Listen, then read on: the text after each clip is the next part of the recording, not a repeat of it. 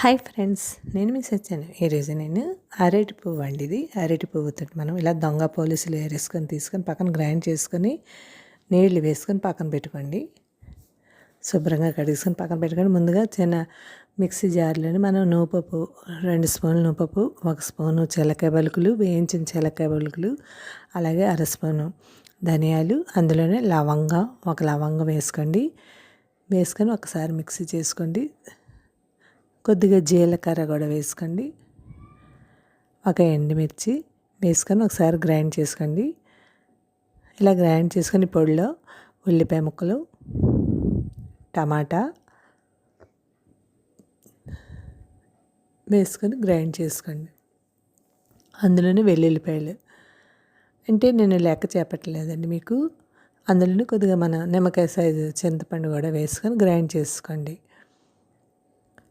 ఈ మెంతులు, మినపప్పు తాలింపు పెట్టుకోండి.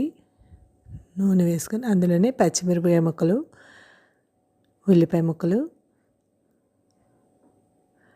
పచ్చిమిరపకాయలు వేగాక ఉల్లిపాయ ముక్కలు, టమాటాలు వేసుకొని వేగనివ్వండి. వేగాక మనం ఇది అరటిపు గ్రైండ్ చేసాం కదండి, శుభ్రంగా కడిగేసుకొని ఇలా పిండిసుకొని వేసుకోవాలండి.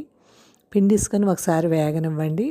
పిండిసుకొని అది అందులో వేసుకొని వేగనివ్వండి. వేగాక అందులోనే మనకి బెండకాయలు ఈనెలా కోసుకొని బెండకాయలు అందులో వేసుకోండి. వేసుకొని ఒకసారి కలుపుకొని అందులోనే టేస్ట్కి తగ్గ కారం, టేస్ట్కి తగ్గ ఉప్పు, అలాగే కొద్దిగా పసుపు, 2 స్పూన్లు పంచదార వేసుకొని ఒకసారి వేగనివ్వండి.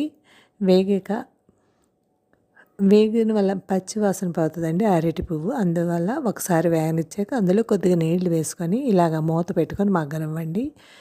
మగ్గాక మనకి అంటే బెండకాయ ఉడికిందో లేదో చూసుకోండి ఒకసారి. మనం చింతపండు అది వేసి మిక్సీ చేసాం కాబట్టి అందులోనే కొద్దిగా కొబ్బరికాయ ముక్కలు కూడా వేసి గ్రైండ్ చేయండి. నేను ముందు వేడి మర్చిపోయాను, తర్వాత వేసాను.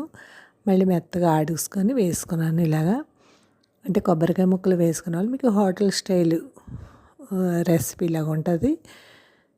ఇలాగ వేసుకొని ఆ ముద్ద ఇందులో వేసుకొని ఒకసారి ఉడకనివ్వండి. మనం చింతపండు అన్నీ మిక్సీలో వేస్తాం కాబట్టి కొబ్బరికాయ, చింతపండు, అలాగే నువ్వుపప్పు,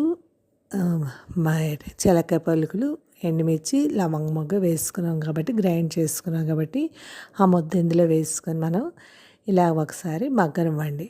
కొద్దిగా నీళ్లు వేసుకొని మగ్గనివ్వాలి. ఎందుకంటే నీళ్లు వేసుకున్న వాళ్ళు కొద్దిగా మనకి ఉడుకుతాయండి. ఇంకా ఈ కారం అన్నీ పడతాయి అందులోని, మనకి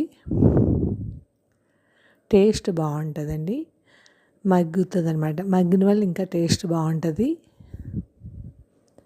చూసారా ఎంత టేస్టీ అయినా పులుసు రెడీ అయిపోయింది. అరటి పువ్వు పులుసు హోటల్ స్టైల్ అండి. మీరు ట్రై చేయండి. రైస్లోకి బాగుంటుందండి, చపాతీ, రోటీకి అన్నిటికి బాగుంటుంది. మీరు ట్రై చేయండి. వేడి అన్నంలో ఈ కూర కలుపుకొని తింటే చాలా బాగుంది. మీరు